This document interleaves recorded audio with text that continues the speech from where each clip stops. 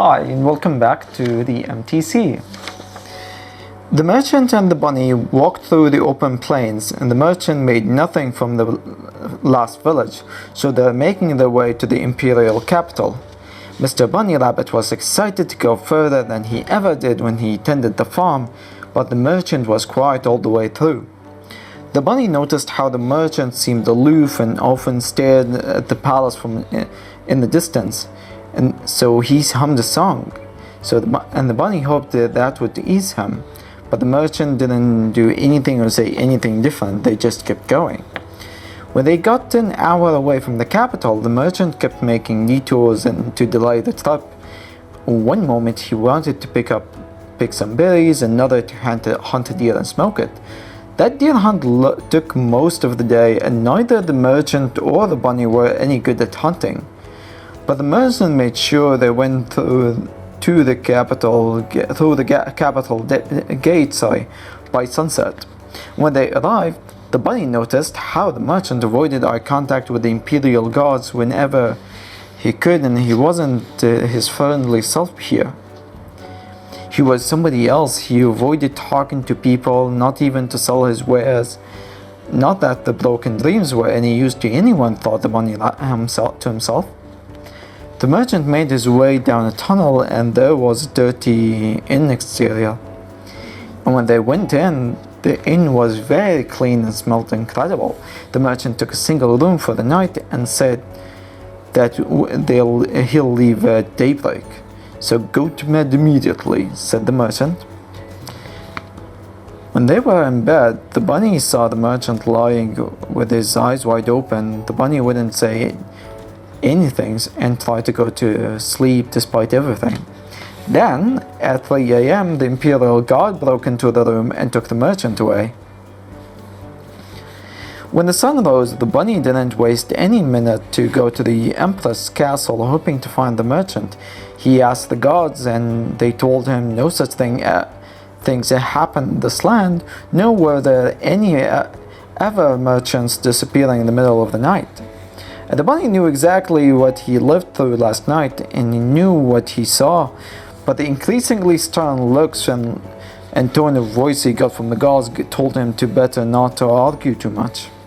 Besides, he was hungry and penniless. But where do you go in a big capital like that? He walked around and he saw a variety of street performers. There were singers and dancers and others who just told stories about magical places in ancient times. He was always a good singer back in his village, so he stepped on a corner and started singing. At first, the sight of a singing rabbit attracted children, and then their mothers and some passing by fathers. It was an interesting sight, and the bunny was a great singer after all. The bunny ended up with a full hat of coins, and that was a fantastic fortune for a couple of hours' work. He then went and bought himself a nice salad with some of that money he got. All the while, women followed the bunny from the time he sang. Then she approached the bunny, and while he ate salad on a corner in the big city, she told him that she was a friend of Jonathan the merchant's broken dreams. Then the bunny was surprised when he noticed that he spent a week with the man without even knowing his first name. She asked him where he was, and he said the imperial guards took him away. And she asked the bunny if he'd break out to his friend if he could. She asked the bunny if he would break out his friend if he could, and the bunny nodded yes.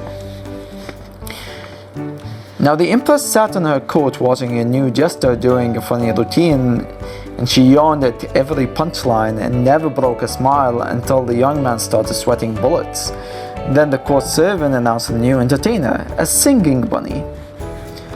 The jester turned pale as he walked away from the empress' presence, and another servant patted him on the back to calm him down. And then the court servant announced, "Your Majesty, I present to you a singing bunny." Now Mr. Bunny Rabbit walked in the court, bowed down and started singing, and the empress couldn't get over the fact that this is a bunny rabbit and it is singing, and it's singing well. She listened and didn't act aloof and bored deliberately to make her entertainers look and feel bad, like she usually does. Meanwhile, the woman was ordered to wait in the hall while the bunny rabbit performed.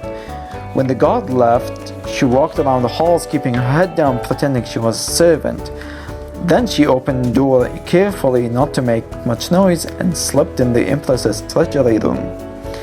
And the treasury room was full of all kinds of antiques and decorative swords and gold-plated armor, jewels of every kind. However, in the middle was a giant pickle jar full of bodies. She inspected the faces in the jar worryingly, looking for someone, particularly the merchant, and then she gasped when her eyes fell on a certain face she knew from before.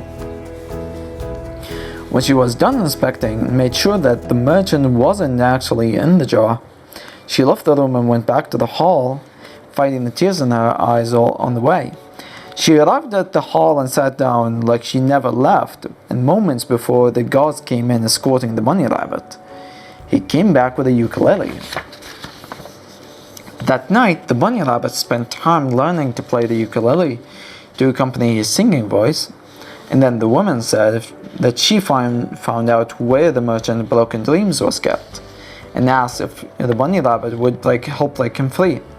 The rabbit nodded yes, with a spark in his eyes. Thank you so much for listening. I will continue this in the next episode.